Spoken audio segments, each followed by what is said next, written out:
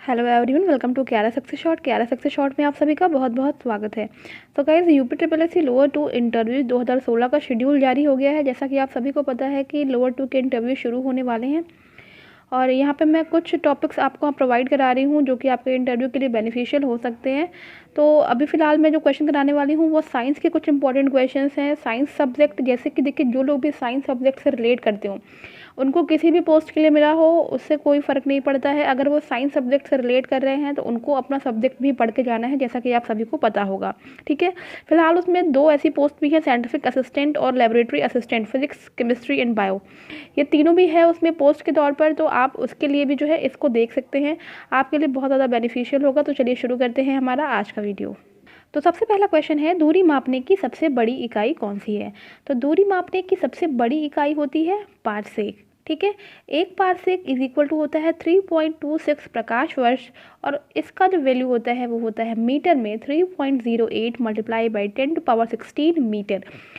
अगर आप फिजिक्स पढ़ रहे हैं तो फिजिक्स में जितने भी मात्रक हैं, जितनी भी भौतिक राशियां हैं, उनके एसआई मूल के मात्रक, सीजीएस पद्धति में मात्रक, जैसे कि बल की जो सीजीएस पद्धति में मात्रक होती है वो डाइन होती है।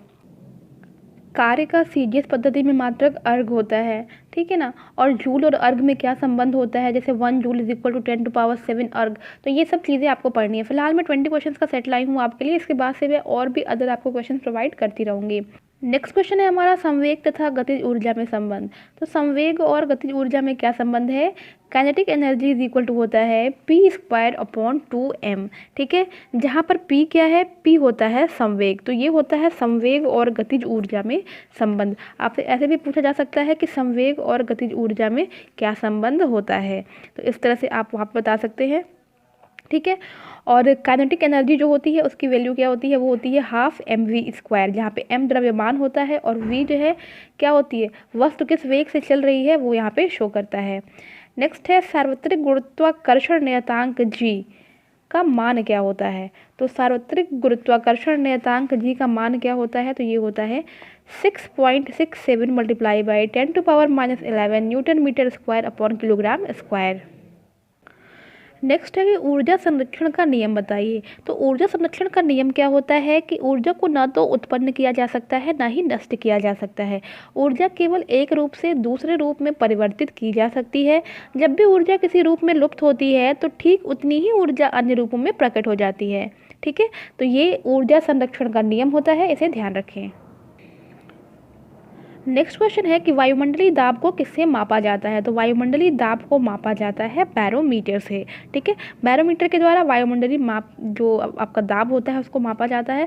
नेक्स्ट है, आवृत्ति और आवर्तकाल में क्या संबंध होता है? तो आवृत्ति और आवर्तकाल में क्या संबंध होता है? तो ये होता है आपका n is equal to 1/t। आवृत्ति को n से दर्शाते हैं और आवर्तकाल को t से दर्शाते हैं। आवृत्ति और आवर्तकाल होते क्या हैं? देखिए, आवृत्ति जो होती है, कंपन करने वाली वस्तु 1 सेकंड में जितना कंपन करती है उसे ही उसकी आवृत्ति कहते हैं। ठीक है, इसका जो एसआई मात्रक होता है वो हर्ट्ज होता है। आवर्तकाल की बात करें, यानी कि टाइम पीरियड, एक दोलन पूरा करने में जितना समय लगता है उसी को आवर्तकाल कहा जाता है। तो इसकी डेफिनेशन भी आपको पता होनी चाहिए।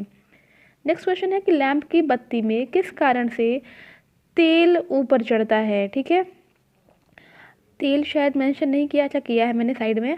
लैंप की बत्ती में किस कारण से तेल ऊपर चढ़ता है? तो वो केशिकत्व के कारण जो है तेल जो है ऊपर चढ़ता है। जब लिफ्ट ऊपर की ओर जाती है तो लिफ्ट में स्थित पिंड का भार क्या होता है? तो जब लिफ्ट ऊपर की ओर जाती है तो उसमें स्थित जो पिंड होता है उसका भार जो है वो बढ़ा हुआ प्रतीत होता है। इसी से रिलेटेड और भी कई सारे क्वेश्चंस हैं, आपको पता होगा कि अगर जब लिफ्ट, जैसे अभी बताया मैंने कि लिफ्ट ऊपर की ओर जाती है, जब ऊपर की ओर जाती है तो लिफ्ट में स्थित पिंड का भार बढ़ा हुआ प्रतीत होता है। लेकिन अगर इसका अपोजिट हो जाए, लिफ्ट अगर नीचे की ओर जा रही हो तो जो लिफ्ट में स्थित पिंड का भार है वो घटा हुआ प्रतीत होगा। ठीक है, फिर आती है बात एक समान वेग की। अगर लिफ्ट एक समान वेग से ऊपर या फिर नीचे गति करती है तो लिफ्ट में स्थित पिंड के भार में कोई परिवर्तन नहीं होता है, इसको ध्यान रखें। यदि नीचे उतरते समय लिफ्ट की डोरी टूट जाए तो वह एक मुक्त पिंड की भांति नीचे गिरने लगती है और ऐसी स्थिति में लिफ्ट में स्थित पिंड का भार शून्य हो जाता है। यही जो होती है भारहीनता की स्थिति होती है। अगर लिफ्ट के नीचे उतरते समय लिफ्ट का त्वरण गुरुत्वीय त्वरण से अधिक हो तो लिफ्ट में स्थित पिंड उसकी फर्श से उठकर उसकी छत से जाकर के टकरा जाएगा। इसे ध्यान रखें। नेक्स्ट है पदार्थ के परिमाण का मात्रक क्या होता है, तो ये होता है मोल। ठीक है।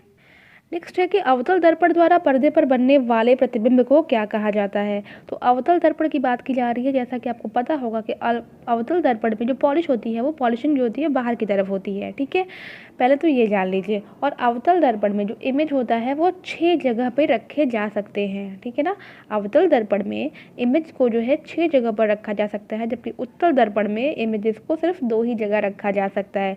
अगर अवतल दर्पण की बात की जा रही है तो वहाँ पे जो बनने वाला प्रतिबिंब होगा वो हमेशा वास्तविक प्रतिबिंब होता है। ठीक है। नेक्स्ट है कि गति के दूसरे नियम के अनुसार किसी दिए हुए बल के लिए त्वरण वस्तु के किसके व्युत्क्रमानुपाती होता है, तो वो द्रव्यमान के व्युत्क्रमानुपाती होता है। क्यों? क्योंकि देखिए पूछ रहा है त्वरण F इज इक्वल टू होता है ma, तो त्वरण a होता है ना, और ये m क्या होता है, द्रव्यमान, F क्या होता है यहाँ पे फोर्स यानी कि बल। तो बल के लिए पूछा है, जब m यहाँ से नीचे आएगा ना आपका, तो a जो है क्या हो जाएगा, उसके इनवर्सली प्रोपोर्शनल हो जाएगा, यानी कि व्युत्क्रमानुपाती हो जाएगा। नेक्स्ट है रडार का आविष्कार किसने किया था, तो ये किया था A.H. टेलर तथा लियो सी यंग ने, यानी कि टेलर एंड यंग ने। नेक्स्ट क्वेश्चन है कि धातु सोडियम हाइड्रोक्साइड में अभिक्रिया करके क्या उत्पन्न करते हैं।